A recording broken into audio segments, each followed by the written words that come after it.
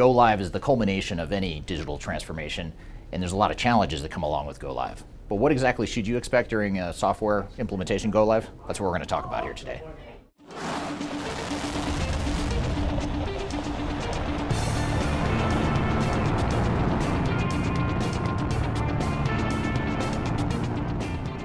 My name is Eric Kimberling. I'm the CEO of Third Stage Consulting. We're an independent consulting firm that helps clients throughout the world reach their third stage of digital transformation success.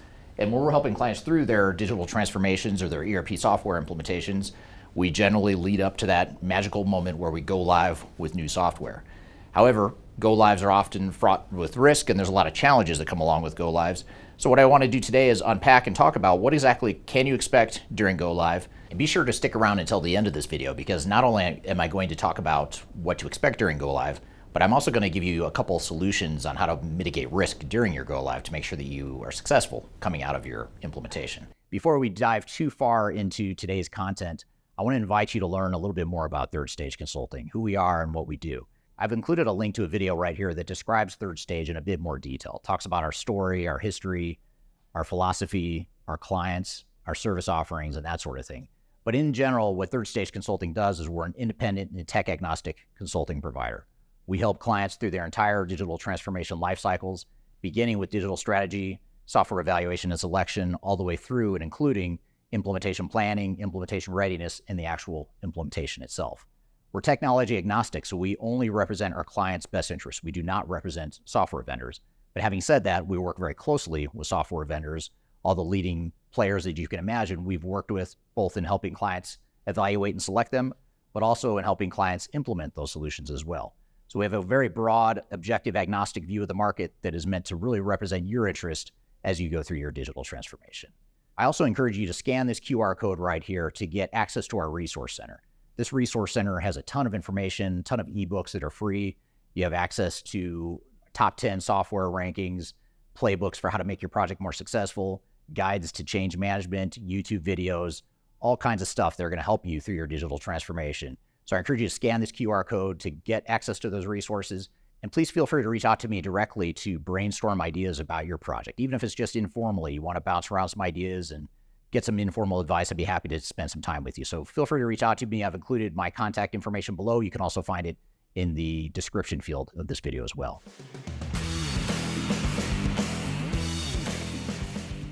According to research that we've conducted over the last several years, 52% or more of organizations experience some sort of operational disruption at the time of go live. And when I talk about operational disruption, I'm not just talking the standard hiccups and road bumps along the way. Instead, what I'm talking about are material operational disruptions, such as not being able to ship product, not being able to close the books, not being able to run payroll, something that really is a showstopper for your organization. And although not every organization struggles with these challenges, just around half do, but not all of them, there's some things that you need to be aware of that indicate that disruption to operations is a real risk and that's something you need to manage along the way. And so the key here is not to suggest that there's a way to completely eliminate any sort of operational disruption, because it can be stressful and it's going to be challenging no matter what. But there are things you can do to make sure that you're mitigating that risk and that you're at least expecting and understanding that there are risks along the way. Now, one of the things I do recommend here is that you start to quantify what the risks are. So in other words, if we know that there's a risk that if we don't have the right inventory at the right time, at the right place, we may lose some customer orders. And what does that impact to the organization look like in terms of profitability or lost profit? And then what we can do is we can compare that risk to the risk of potentially spending more time or more money on our implementation prior to go live to ensure that we get that part of the equation right. So as you're getting closer to go live, you want to make sure that you are planning for go live and mitigating the risks along the way, and that you fully understand what the material cost of those disruptions might be so that you can ultimately try to hedge those risks.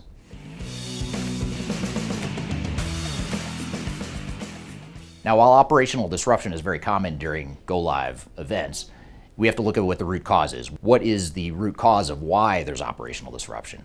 And one of those reasons is because of training issues. People haven't been trained properly on how to use the system. They don't fully understand how a process works. They don't understand what their new role is in the new system. Perhaps they were trained, but they forgot how to do certain parts of their system. Or perhaps they were trained in a pretty simple environment, but now in real-time production, things look different, the volumes are different, the transactions are higher paced, that sort of thing.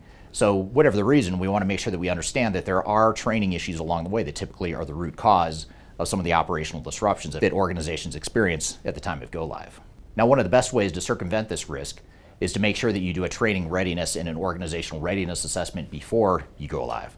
So in other words, making sure that you're measuring the competencies of people that have gone through the training and make sure that people are comfortable with their new processes and comfortable with the new systems. Now, clearly it's not enough just to do a bunch of end user training right before go live and hope for the best. You need to do training and iterations and make sure that you're measuring competencies and make sure that you're doing a refresher training along the way to ensure that by the time you get to go live, you've mitigated as much of those risks as possible.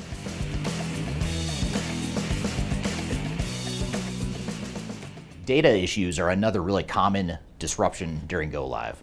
And what I mean by data issues is the system itself may be working perfectly fine, but then when you introduce your own data and the mass volumes of data, the historic data that you're bringing over to the new system, oftentimes that creates problems.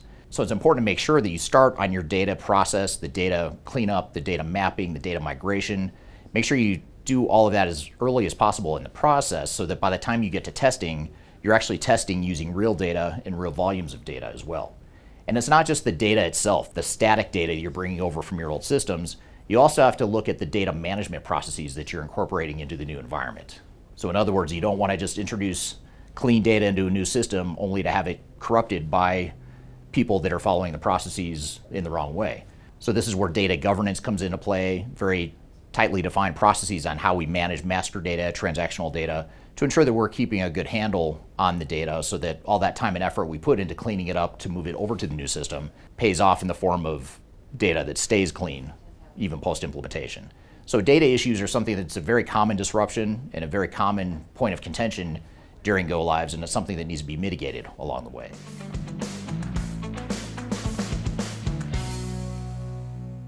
One of the biggest challenges we see with organizations going through go lives is that they find that their people get locked out of the system or locked out of doing certain parts of their job within the system. And it's not because the system doesn't work. It doesn't even necessarily mean that the people don't know how to use the system. It's because the security profiles haven't been set up appropriately. And I won't get into the technicalities of what a security profile is, but essentially what it is it's a way for you to define for individuals within the organizations or work groups within an organization what access they do and don't have to the system. So there's certain data that you intentionally want to limit. There's certain data that you only want certain people to have access to, but certain people are going to need certain amounts of access, and so you need to make sure that you have a security profile set up in a way that reflects how people need to do their jobs. And what we often find is at the time of go live, those first few hours or even those first few days of go live, when you look at the support tickets that come in, the help desk support tickets that come in, a lot of times it's because people just can't see a transaction or they can't see a screen that they know is there, but they just don't have access to it. So spending time up front and really testing and vetting out the security profiles is something that's really important to ensure to avoid this form of disruption at the time of go live.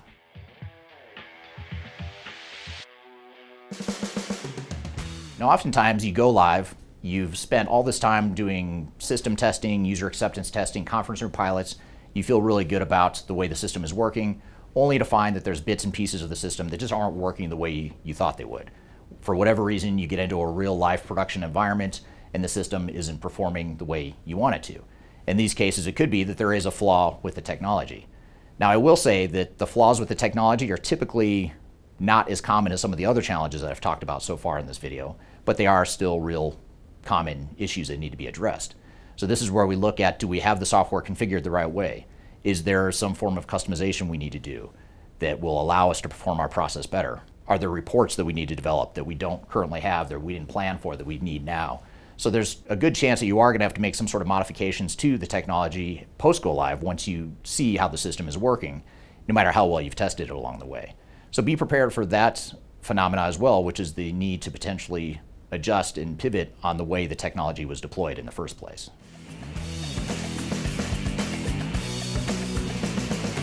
Now, one of the best ways that you can make sure that you've mitigated and hedged against some of these risks that I've talked about here today is to perform a series of go, no-go assessments along the way. And this is where you look at all those showstoppers, all those deal breakers, things that you must have in place before you go live. For example, you want to make sure that you've passed through all the phases of testing. You want to make sure that you've passed a minimum level of competency for all the employees that are going to be touching the system. And you're not going to hit everything with 100% certainty, and you're not going to go through a go, no-go assessment to find that you've hit 100% of everything you need to, but you are going to find some sort of threshold that you're comfortable with or not to determine whether or not you're really ready to go live.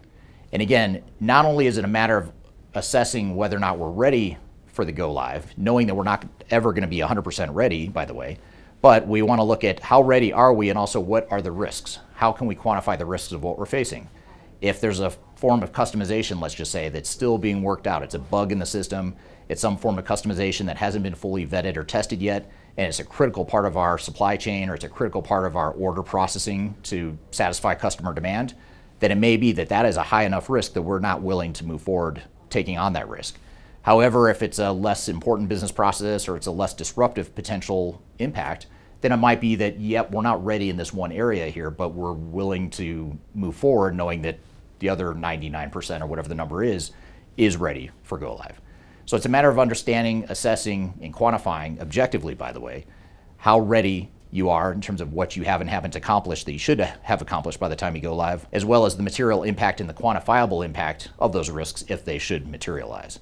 Now, one final note I'll make on this point is that when you do this go, no-go assessment, you want to make sure that you have an independent third-party advisor that's helping you do the assessment. Because oftentimes when you ask a software vendor or the technical implementer how ready the organization is, two things happen. One is that they're grading their own homework, for lack of a better word. They're assessing themselves, which is not objective. And secondly, a lot of times they may see things differently through a technical lens that doesn't necessarily reflect the reality of your business operations. So for example, if the system works but people aren't well trained, they might say that yes, you're ready, the software is working perfectly, but if your people haven't been trained, that could create very material and very significant operational disruptions, even though the software might be working perfectly.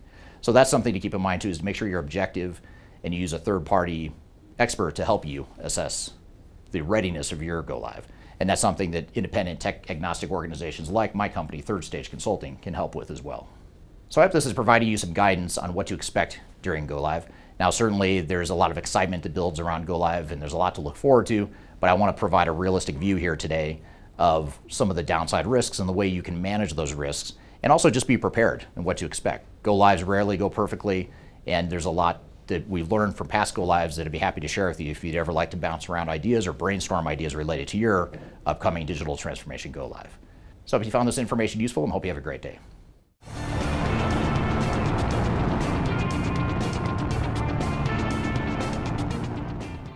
Leading up to go live, but not, so along the way you want to be prepared for go live.